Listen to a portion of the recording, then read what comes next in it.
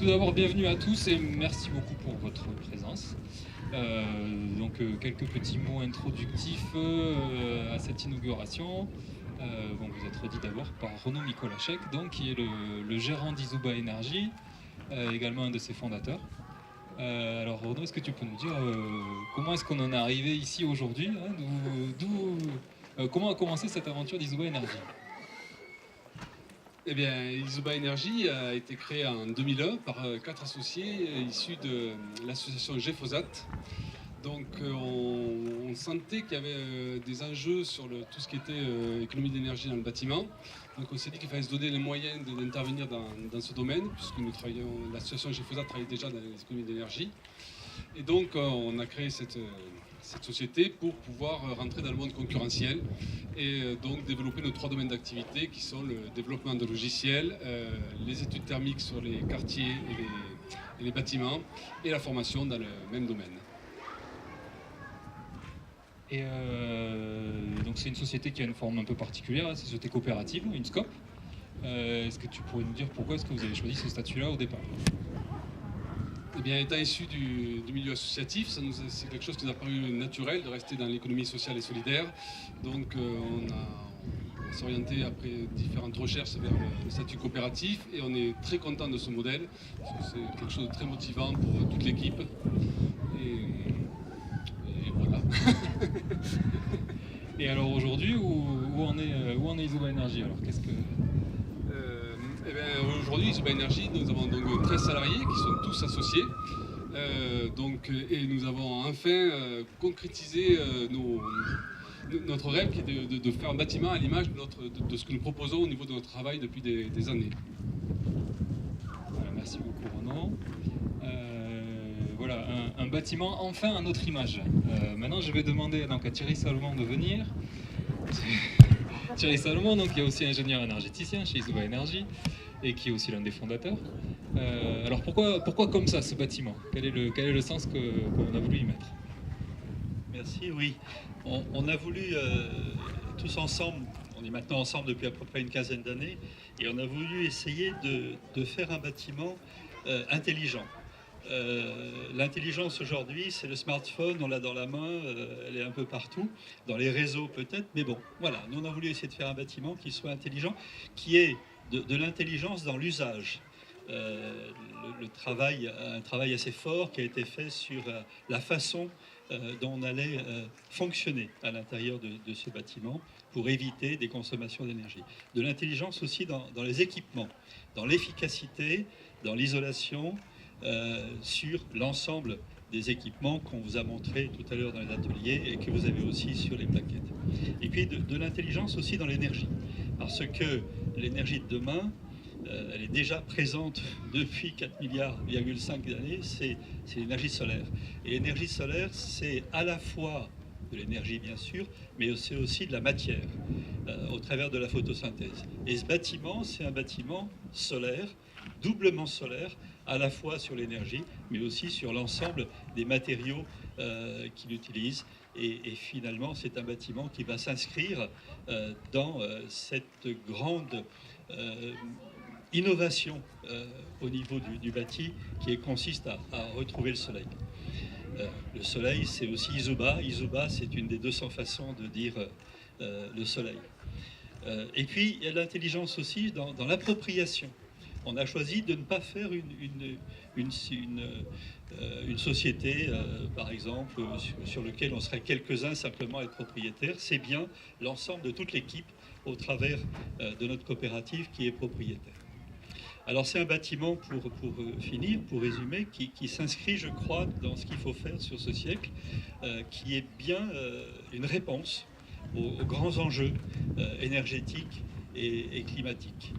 Et dans ce sens-là, c'est aussi un bâtiment qui répond bien à notre ambition à Izuba Energy.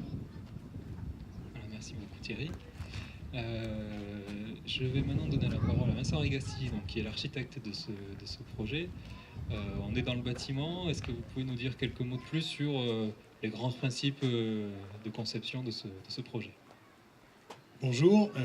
Alors effectivement, le projet pour nous, ce qui a été intéressant, c'est d'abord c'est une question d'humain, c'est le fait d'avoir Izuba comme maître d'ouvrage qui avait des exigences assez élevées qui nous permettaient de mettre en pratique des tas d'idées qu'on pouvait avoir qui étaient difficiles parfois à mettre en pratique, pas parce qu'elles sont difficiles à réaliser, mais parce que ça paraissait parfois un peu saugrenu.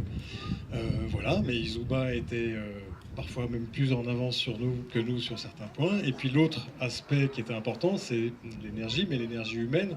C'est-à-dire que sur les questions environnementales et écologiques, on avait des choix partagés avec la maîtrise d'ouvrage, mais pour nous, c'était aussi de faire travailler plus d'humains et puis moins de pétrole.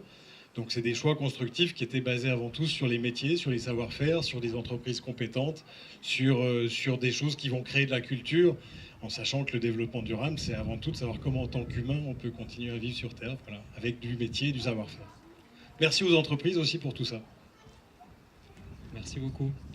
Alors, donc, la parole maintenant à la ville de Fabrègues, hein, donc, qui est représentée ce soir par Monsieur Jacques Martinier, maire de Fabrègues, conseiller départemental, et Madame Fourcade, donc, qui est élue à l'urbanisme, qui me soufflait tout à l'heure que c'était elle qui avait signé le permis de construire, effectivement, c'est vrai. Voilà, c'est important pour nous. Monsieur Martinier, quelques mots d'accueil sur votre commune. Merci beaucoup encore d'avoir été là. Bien, merci, bonsoir à tous. Évidemment, en tant que maire, je ne peux être que satisfait de cette bâtisse qui vient de s'inscrire dans un parc, un éco-parc départemental. Donc je me souviens qu'on avait posé, alors je ne sais pas si on dit la première pierre, la première botte de paille, mais je me souviens qu'on est venu le faire il y a quelques mois avec André Vézinet, qui était à ce moment-là président du conseil départemental. Et donc c'était une innovation, on était très heureux de pouvoir accueillir ce bâtiment dans cet éco-parc.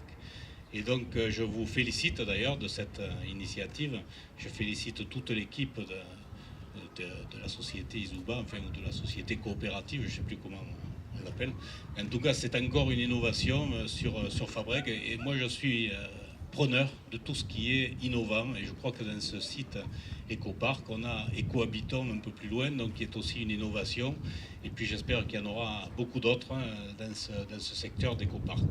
Voilà, donc merci à vous d'être présents. Je remercie tous ceux qui ont participé aussi à cette... Et je crois qu'il y a beaucoup de collectivités qui vous ont aidé dans cette initiative, donc je les remercie. Je crois qu'il y a le conseil général, bien sûr, le conseil régional et tous ceux qui ont pu, l'ADEME, etc. Donc voilà, je les remercie pour cette... Et j'espère qu'il y aura beaucoup d'autres initiatives dans ce sens de l'écologie, notamment, des économies d'énergie, puisque c'est sur ce point-là qu'on est actuellement en train de se battre pour sauver notre planète. Donc merci pour cette initiative et puis bienvenue à Fabrègues.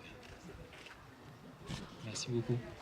Donc vous parliez de l'éco-parc, on a justement donc Territoire 34 qui est donc la société issue du conseil départemental et de diverses communautés de communes. Donc cette société qui a réalisé l'aménagement de cet éco-parc, donc Oudara Outabon, donc qui est le chef de projet aménagement qui a travaillé sur cet éco-parc. Est-ce que tu veux bien nous dire quelques mots sur les spécificités justement de cet éco-parc et puis comment vous avez accueilli Izuba Énergie? Bonsoir à tous. Bien évidemment, c'est avec plaisir qu'on est présent ce soir en tant qu'aménageur pour l'inauguration du bâtiment Izuba. On remercie, comme l'a souligné Monsieur le maire, les collectivités qui sont partenaires de cette opération, au sein duquel, à l'initiative du département de l'Hérault, projet d'aménagement sans qui cet éco-parc départemental n'aurait pas pu naître, en partenariat avec, bien entendu, la commune de Fabrègues et la métropole de Montpellier. Écoutez, comme toute opération de construction, il y a toujours des écueils, des problèmes de raccordement. Et je dirais presque même, avant le démarrage de chantier, une petite anecdote. Vous avez parlé tout à l'heure de la SCOP, de l'implication des collaborateurs. Si je ne me trompe pas, je pars sous le contrôle de Madame Gauthier, il y a une signature de l'acquisition du terrain autour du 24 décembre. Donc ça veut dire que les collaborateurs sont présents pour le développement de leur société et pour nous, pour Territoire 34, on n'en est que ravis. Les objectifs du département et de l'éco-parc départemental, c'est en termes de développement durable, tout ce qui est critères environnementaux, économiques, sociaux, c'est quelque chose de classique, mais aujourd'hui, quelle meilleure illustration, quel meilleur fer de lance que Izuba qui démontre par la construction de son bâtiment et par ses activités professionnelles et également par l'implication de ses collaborateurs liés à la SCOP, qui répondent, qui témoignent de ses engagements de développement durable. Et donc nous, on est ravis de cette implantation. Écoutez, bravo déjà et merci pour votre confiance. Merci beaucoup. Alors maintenant, la parole est à Frédéric Guyot, qui est un des soutiens financiers de cette opération. Est-ce que vous pouvez nous dire du coup dans quel cadre et pour quelles raisons vous avez été amené à soutenir ce projet? Merci. Alors, je suis directeur régional parce que l'ADEME a une implantation régionale. Donc ce projet a été soutenu dans le cadre d'un concours qu'on mène avec le conseil régional. Donc je veux aussi m'excuser, il n'y a pas d'élus qui étaient disponibles ce soir pour venir représenter le conseil régional. C'est vraiment un projet qu'on mène en partenariat à l'État via l'ADEME et le conseil régional via un concours. Donc la société Izuba a postulé à ce concours et a été lauréate en 2013, c'est concrétisé en 2014. On était évidemment ravis qu'Izuba participe et soit lauréat. Donc voilà, on n'avait pas tellement de doutes sur la capacité à aller au bout et à avoir le niveau de performance. Donc en fin de compte, le résultat de ce concours, c'est qu'on a apporté à la société Izuba un soutien financier pour participer à une partie des surcoûts quand même qui sont au niveau de la construction du bâtiment, hein, il faut le dire. Voilà. Bon, après, la motivation aussi, clairement, ces concours visent à soutenir quelques projets dits vitrines ou innovants. Et vraiment, pour nous, on cherche un effet de reproduction. Donc voilà. Donc ce bâtiment, pour nous, est une vitrine et on souhaite qu'il inspire d'autres maîtres d'ouvrage pour s'engager sur la réalisation de projets de ce niveau de performance et avec ces solutions aussi, qui moi, somme toute, me semblent assez classiques. Hein. Il n'y a pas de choses innovantes. Je crois qu'il y a de l'ingénierie pour assembler des choses qui existent sur le marché et pour arriver à un bâtiment très performant. Un autre message aussi, c'est qu'on voit bien l'intérêt d'investir dans de l'ingénierie en amont des projets. Et ça, nous, à l'ADEME, c'est notre fer de lance. Voilà. Tous les euros investis, les sommes investies en amont, c'est souvent les sommes les plus rentables des projets. Donc là, notre message auprès des maîtres d'ouvrage, n'allez pas trop vite vers les solutions un petit peu simplistes, etc. Mettez de l'argent en amont pour les études, ça sera toujours des économies, et des économies souvent en coût global. Idem, il faut savoir peut-être des fois investir un petit peu plus. On peut trouver des financements intelligents, etc. Et sur 10-15 ans, avoir des économies importantes en coût global. Donc ce bâtiment est pour nous une vitrine à la fois technique, mais une vitrine aussi de cette méthode de concevoir et de penser. Voilà, donc par rapport à ça, on a aussi, Izuba a su nous proposer aussi un important programme de valorisation du projet. Donc on voit déjà des documents de qualité, des vidéos.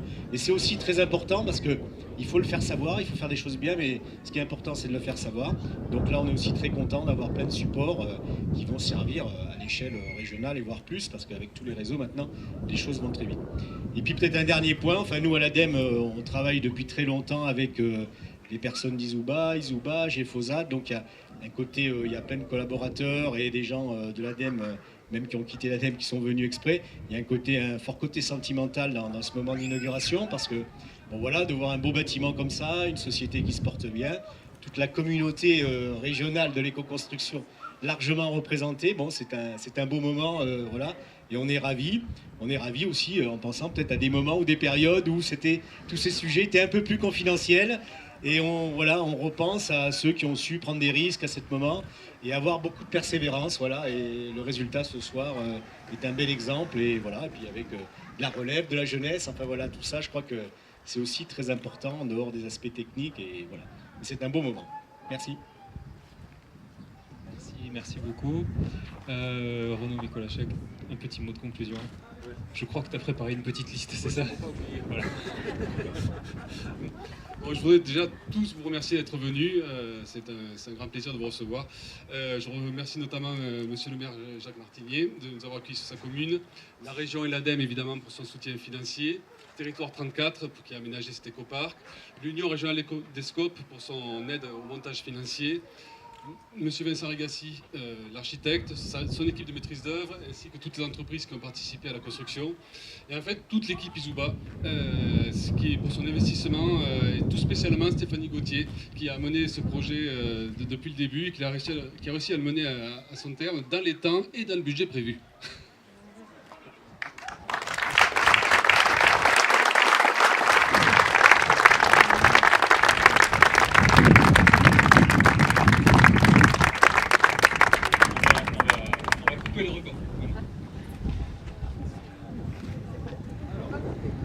Et là, t'as les 4x4 qui sont.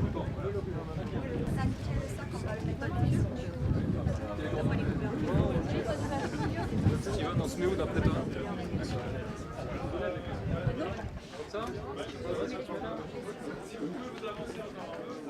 Et après on va être dans le fossé, mais on s'est dit. Monsieur le maire, monsieur Guillaume. On se met de l'autre côté. Oui, oui, peut-être de l'autre côté pour les photos. Regardez, passez. Non, non, vous n'en jetez pas. Il a l'habitude. Pour aller pas toucher. Je ne peux pas faire le tour. Je vais les aider de l'autre côté. Ouais, ouais.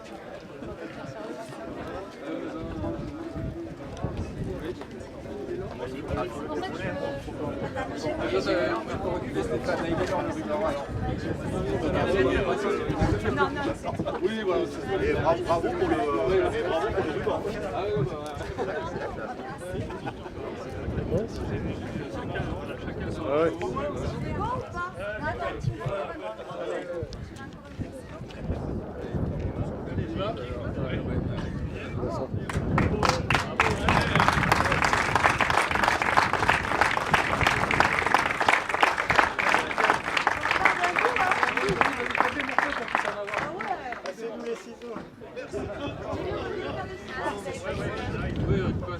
Voilà.